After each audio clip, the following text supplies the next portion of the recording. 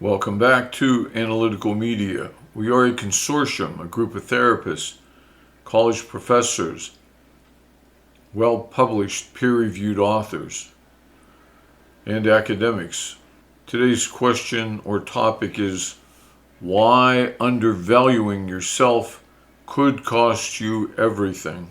If you have been abused as a child, if you've had a bad background, poor parenting, you very likely have a low self-worth. Is that a bad thing? It is. It's a very bad thing. You need to value yourself appropriately. You don't want to believe that you're better than you are, more accomplished than you are, more skilled than you are. And that could hurt you because you're likely to fail, because you'll try things that you will not succeed at because you have incorrectly thought of yourself as better than you really are in a particular area. However, undervaluing yourself is probably the biggest cause of depression, failure, lack of success that exists. There's nothing likely to hurt you more than undervaluing yourself.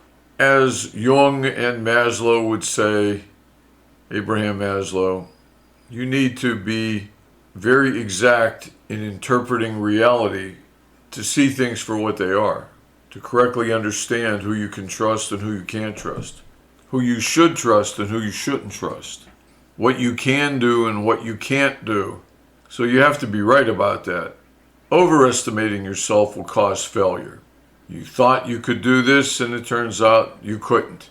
You thought you were good enough to scuba dive to 100 feet, but you weren't and you died. You thought you were good enough to climb a mountain, but after you went up 75 feet, you slipped and fell. It's essential that you don't overestimate your own abilities. But it is equally essential for success in life, to achieve your dreams in life. It is essential that you don't underestimate yourself. So we're going to look at that today. The need to believe in yourself when possible, to correctly interpret your self-worth, to correctly value yourself.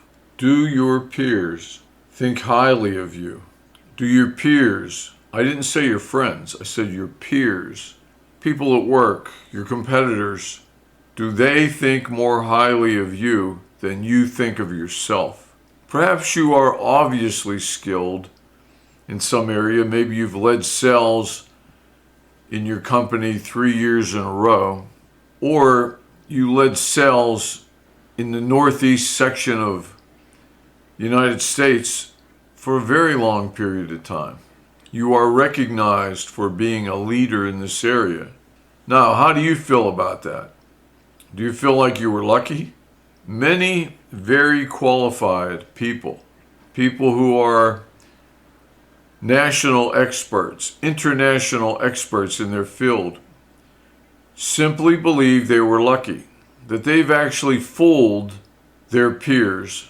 They fooled the person who was offering them a job. They fooled them.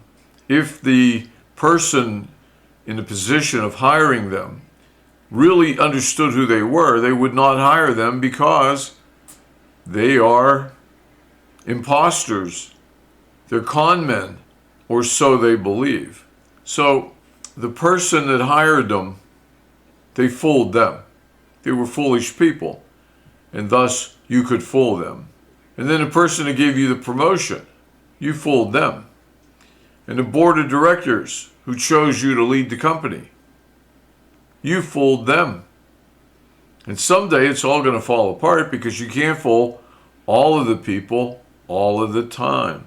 Now, the board of directors believes in you, but you don't believe in you. You know you're a good person, but you don't believe you're very good at whatever it is you do. You're okay maybe, but not noteworthy.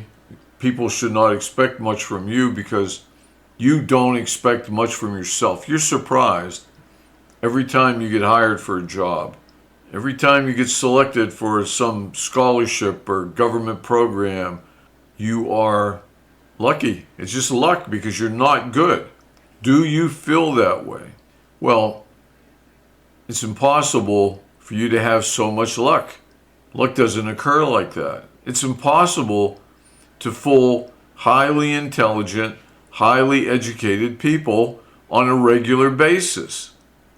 Maybe if they don't know you very well, maybe if they misread something, but once they get to know you, or you're active in your field, it's impossible for luck to make you the sales leader in the Northeast.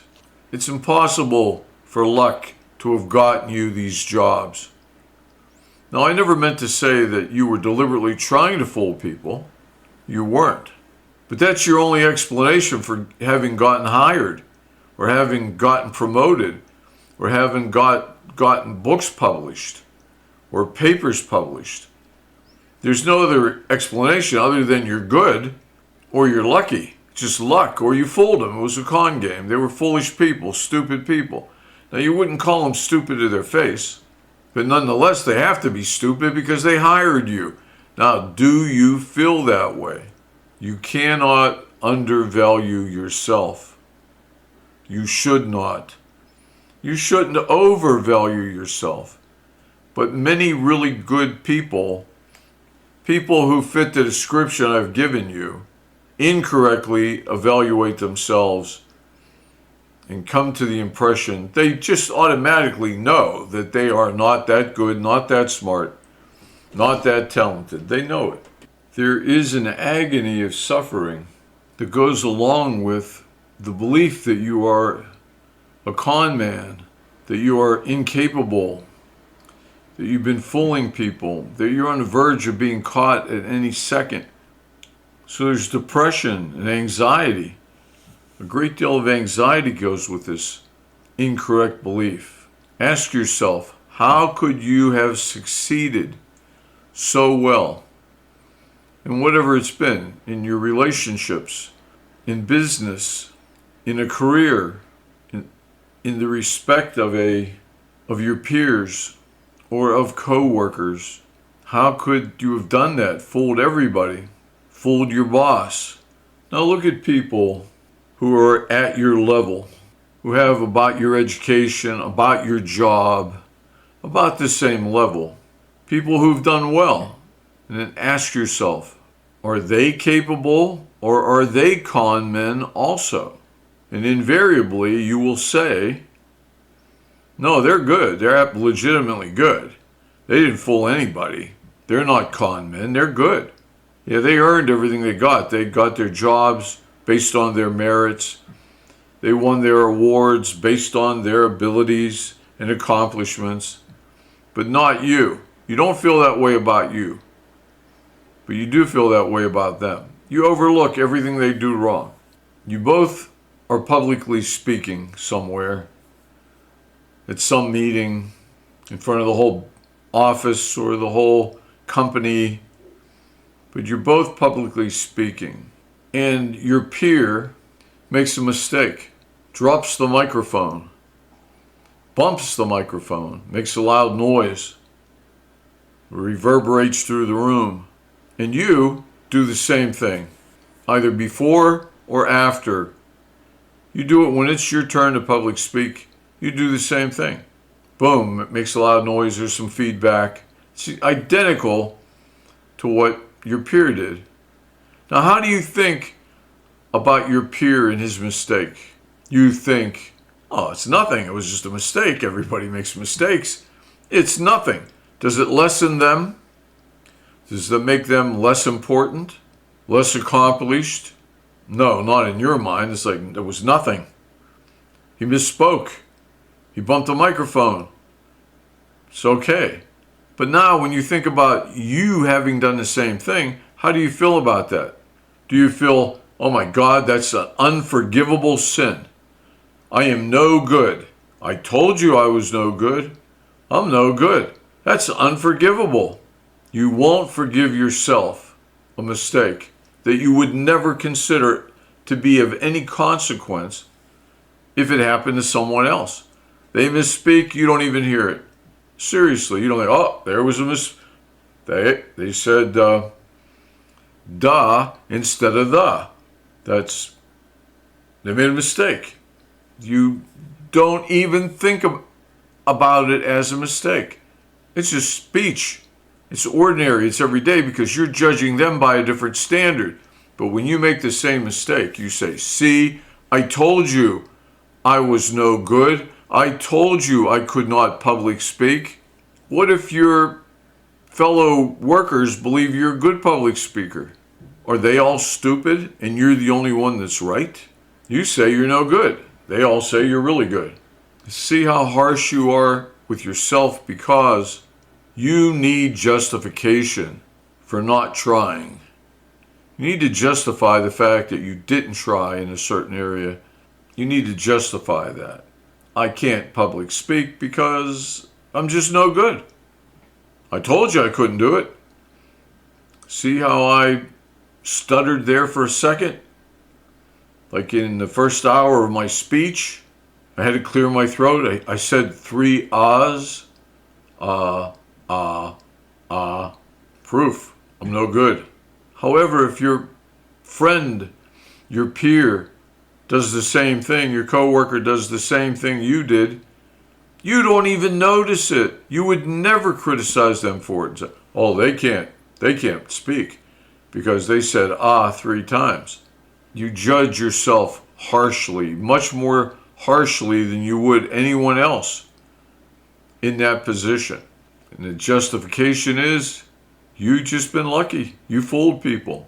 Your boss hired you. Well, the truth is, they don't know how to hire people. Always justifying the fact that your success is unwarranted, or you underestimate your success. You know, in academia and in analytical media, we're all academics, all college professors. It is truly publish or perish.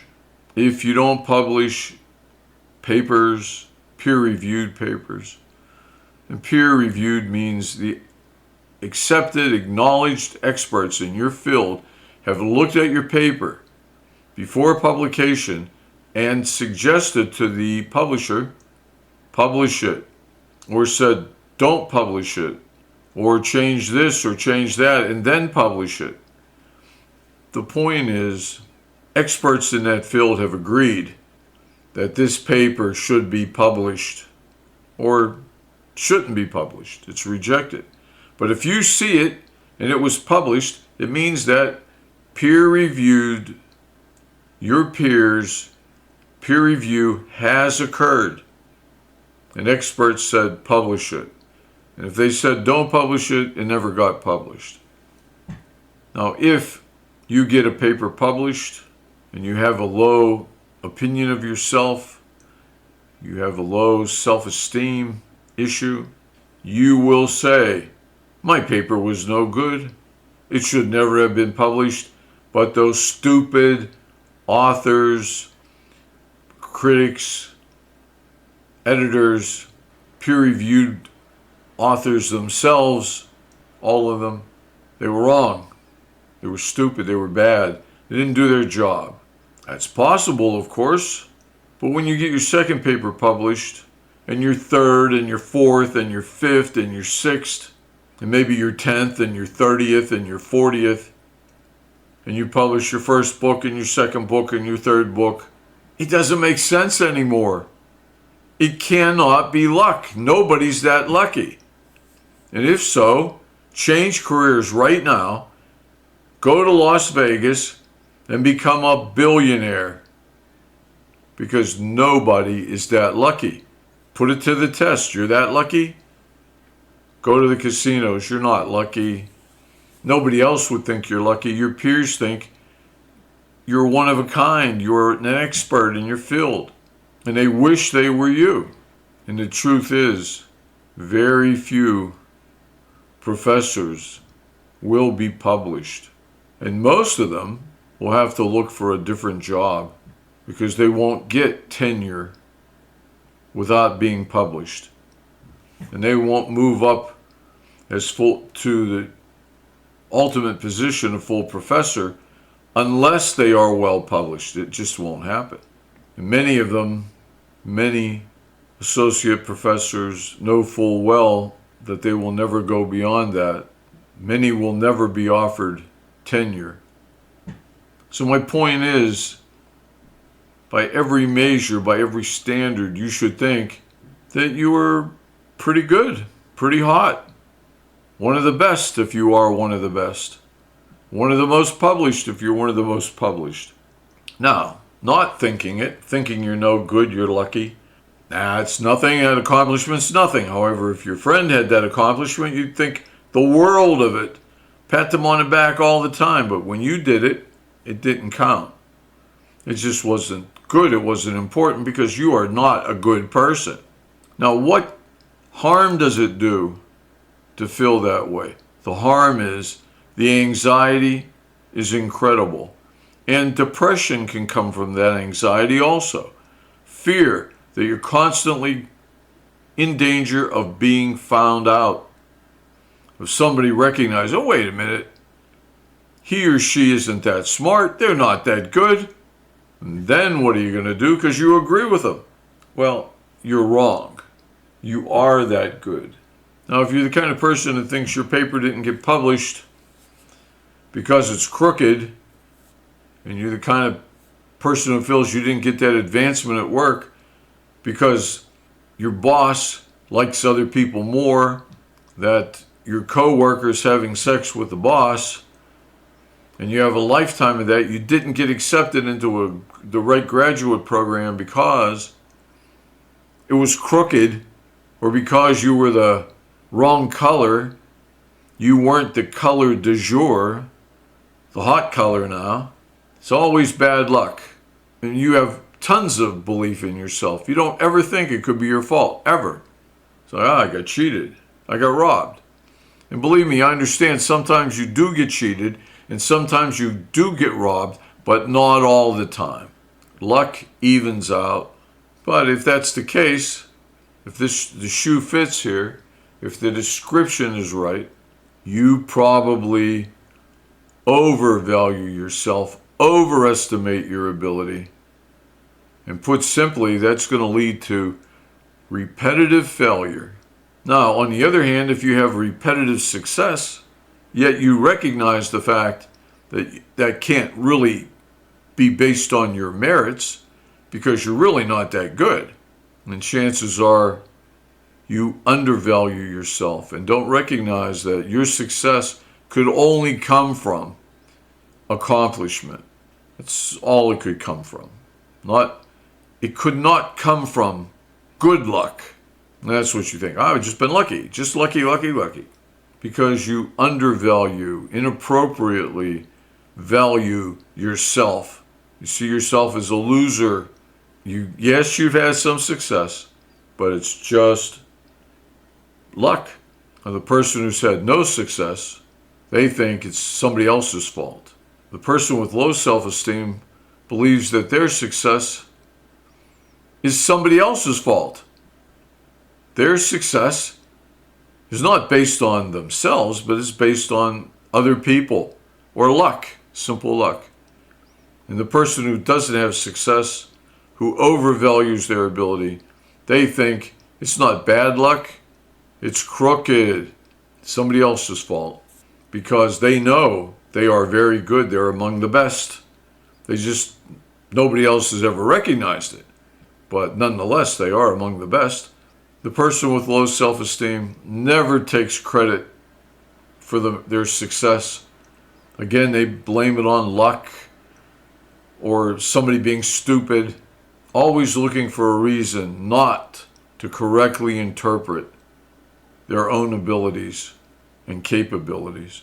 Overestimating your abilities will lead to failure, perhaps falling off a mountain or drowning in 100 feet of water because you weren't that good a swimmer or diver or scuba diver, and you weren't that good a mountain climber, not nearly as good as you thought. For those people who underestimate their abilities, it's unlikely they're going to fail in those ways. They're not going to go diving far because they think they stink, even though they might be world class, and they're not going to climb a mountain very high because they're not going to try, because they don't think they're that good, whereas they could have been one of the best climbers in the world. So they're not going to fail in that fashion. So they're not going to have failure after failure, the person who underestimates their ability. But they are going to have a great deal of anxiety, which oftentimes goes with depression. They're not going to feel good about themselves. They're not going to appreciate life. I've oftentimes to my clients expressed it this way.